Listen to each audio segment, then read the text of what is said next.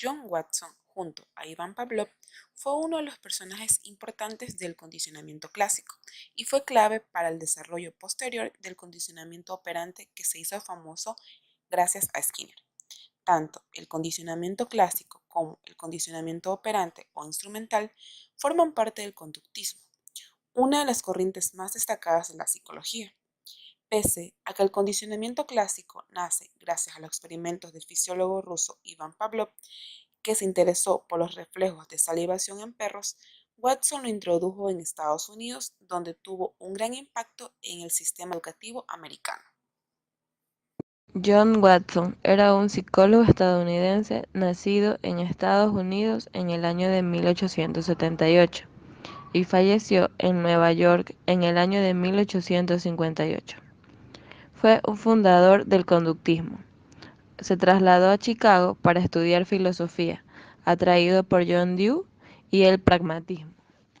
Muy pronto comenzó a interesarse por la psicología.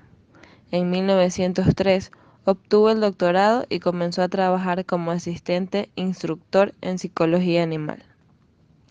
En 1907 ingresó en el plantel académico de la Universidad Johns Hopkins, en la que permaneció hasta 1920, e inició sus estudios sobre los procesos sensoriales en los animales. Esto lo logró influido por los estudios sobre condicionamiento animal de Ivan Pavlov y Vladimir Bestert. John Watson llegó al convencimiento de que las referencias a los contenidos de la mente y a la conciencia no podían someterse a ningún criterio objetivo y suscitaban una problemática pseudocientífica. Esto lo llevó a la utilización de los únicos datos objetivos existentes en el análisis psicológico, es decir, aquellos que proporcionaba la conducta exterior. Watson adquirió gran notoriedad gracias a la publicación en la Psychology Review de su artículo psicológico que fue publicado en el año de 1913, en el que por primera vez se establecían de manera radical los principios característicos del conductismo. Rechazó tanto a la noción de la conciencia como al método introspectivo, característico por el ejemplo del psicoanálisis de Freud, y explicación de la conducta únicamente en términos de estímulo y de respuesta, de naturaleza por entero fisioquímica, cuyo estudio debía llevarse a cabo en el laboratorio. La Universidad Johns Hopkins era muy reconocida por los múltiples experimentos psicológicos creados en ella. El más polémico de todos, sin duda, fue el experimento del pequeño Albert, creado por el psicólogo John Watson. La teoría propuesta por Watson buscaba demostrar que cualquier comportamiento humano podía lograrse a través de marcas, pautas y conduciendo a cualquier individuo hacia un objetivo. Según el psicólogo, una persona pacífica, sea perfectamente condicionada, podía convertirse en el supersoldado más violento de todos. En búsqueda de que su teoría es cierta, Watson se adentró a varios orfanatos y casas hogares de aquel entonces, en búsqueda de pequeños bebés que no presentaran miedo a nada. Después de una corta búsqueda, Watson encontraría al pequeño que nombraría Albert, un bebé de apenas 9 meses de nacido, que cumplía con el perfil de Watson que tanto anhelaba. Albert no parecía tener miedo de ningún animal, de hecho, sonreía con la presencia de ellos, incluso llegando a acariciarlos o queriéndolos abrazar. Tampoco sentía miedo con máscaras, ni por cualquier cosa que normalmente asusta a un niño pequeño. En la primera fase del experimento del pequeño Albert se le presentaron diferentes estímulos. El objetivo era observar cuáles de ellos le generaban miedo. Se comprobó que solo manifestaba temor cuando escuchaba ruidos fuertes. Era algo común a todos los pequeños. Por lo demás, no mostró ningún signo de miedo frente a los animales o el fuego. La prueba continuó induciendo un temor por condicionamiento. Al bebé se le presentó una rata blanca y él quiso jugar con ella. Sin embargo, Al tratar de hacerlo, se hacía sonar un ruido muy fuerte que lo asustaba.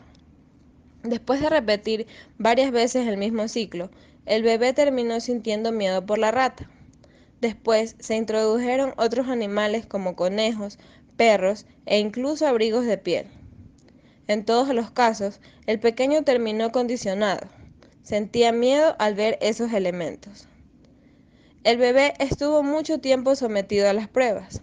El experimento del pequeño Albert duró casi un año. Al final, el bebé había pasado de ser muy tranquilo a estar prácticamente en un estado de continua ansiedad. Llegó a sentir temor por una máscara de Santa Claus. Le obligaron a tocarla y el niño presentó un llanto incontenible. Finalmente, la universidad expuso a Watson por lo polémico de su experimento, también por haber iniciado un romance con su asistente.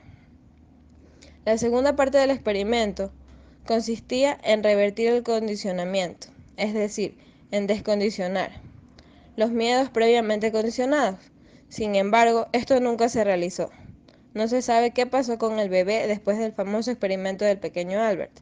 Sin embargo, una publicación aseguró que el niño murió a los 6 años de una hidrocefalia congénita. De ser así, los resultados de tal macabro experimento podrían cuestionarse. En cualquier caso, el experimento del pequeño Albert es uno de los más famosos de la historia de la psicología, por lo alto de sus pretensiones, por sus conclusiones y violar muchas de las normas que hoy tienen que ser respetadas cualquier investigador que quiera llevar a cabo un experimento.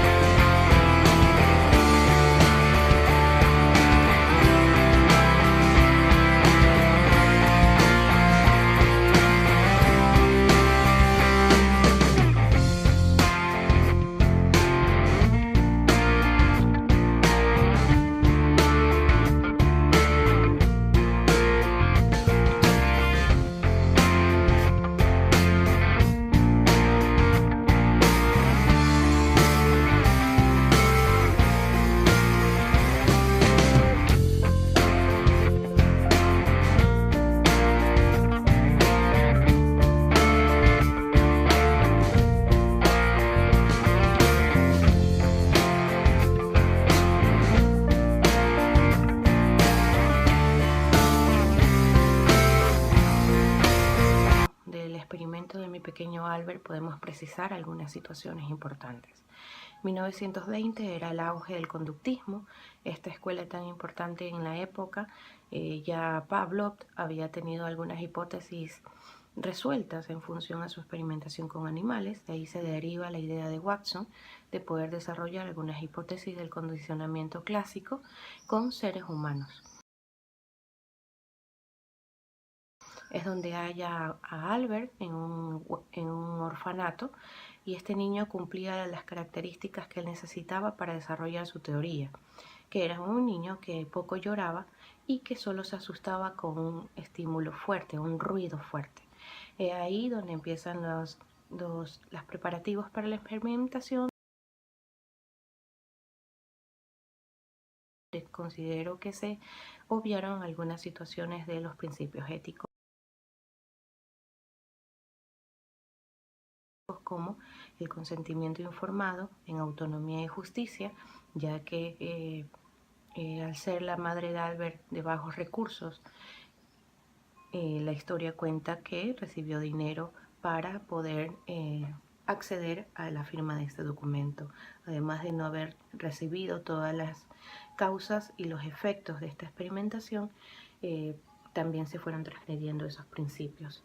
el principio también de poder establecer o priorizar el bienestar integral del niño o de cualquier ser humano sobre la ciencia y la tecnología, también fue transgredido en este experimento en búsqueda de poder hallar respuestas sobre el condicionamiento clásico. No se tomó en cuenta el bienestar de la persona que participó del experimento.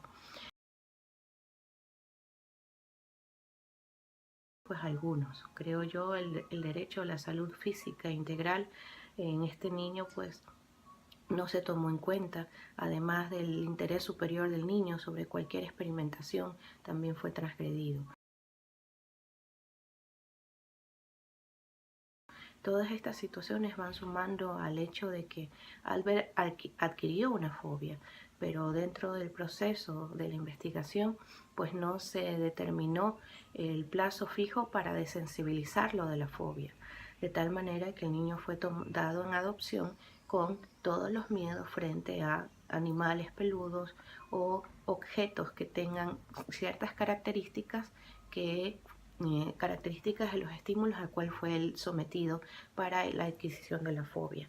Entonces, todas estas consecuencias o estas repercusiones del experimento en la vida de un niño creo que transgreden todos los principios éticos de una experimentación y todos los derechos de la integralidad de los niños frente a un desarrollo óptimo, un desarrollo psíquico y físico en función a una autonomía y un bienestar psicológico que le permita desarrollarse. La historia cuenta algunas cosas también, que dentro de un experimento no pueden existir vínculos afectivos. Se decía que Watson y su ayudante mantenían una relación amorosa. Por eso y por las situaciones que se presentaron en el experimento, fueron despedidos de la Universidad de Baltimore por no cumplir todas las reglas de la ética y la moral que exigía la cátedra, ¿no? Además, en artículos actuales vemos que hay científicos en el área de psicología que han tratado de dar continuidad a la vida de Albert, y hay dos casos precisos, uno que él murió avanzada edad y otro que él murió a los 4 años, ya que tenía una hidrocefalia congénita, lo que muy probablemente, según algunos estudios, haya hecho que este niño sea muy tranquilo y no se asuste por las situaciones que tenía a su alrededor. En cuanto a ahí, pues si fuera el caso real de Albert, pues creo yo que aún más se transgredieron muchos principios éticos, muchos principios del bienestar, de la salud y más aún de la protección a los grupos vulnerables. Hoy en día hay algunas técnicas como la desensibilización sistemática, que requiere de una frecuencia a la exposición del estímulo acompañado de un mediador para que esta fobia se pueda desensibilizar y que el sujeto pueda volver al objeto, al lugar o ante la persona que le produzca este miedo aterrador y que lo impida de realizar sus actividades cotidianas. Hay estudios sobre aquello, ¿no? Más en psicoterapia y en procesos cognitivos conductuales que permiten a la persona irse desensibilizando de la fobia. En este experimento, lo ético está ausente. Pensamos que muchas de las conductas que realizamos, aspecto de nuestra personalidad, nuestros gustos o creencias, son, en una medida determinada, explicados por aspectos biológicos, pues la realidad es otra. La realidad pasa directamente por el hecho de que el condicionamiento clásico significó una manera eficaz de controlar la conducta de un ser humano. Este proceso abrió el camino para el desarrollo de técnicas de control de aspecto de nuestra personalidad, nuestros gestos, nuestras creencias y, en definitiva, de nosotros mismos. Control que no está ejercido por alguien como hacía Watson con Albert o Pavlov con su perro, sino control ejercido por parte de nuestra sociedad y el ambiente en el cual nos movemos, que condicionan de esta manera nuestra forma de ser sin que nosotros seamos conscientes. Y eso solo pone de manifiesto nuestra característica social por excelencia. Con frecuencia se ha criticado la actuación de Watson en ese estudio por razones éticas al haber inducido una fobia en un niño sin siquiera eliminarla posteriormente. El experimento con el pequeño Albert abrió el debate sobre la ética a la hora de experimentar con seres humanos, contribuyendo al establecimiento de límites para este tipo de experimentos.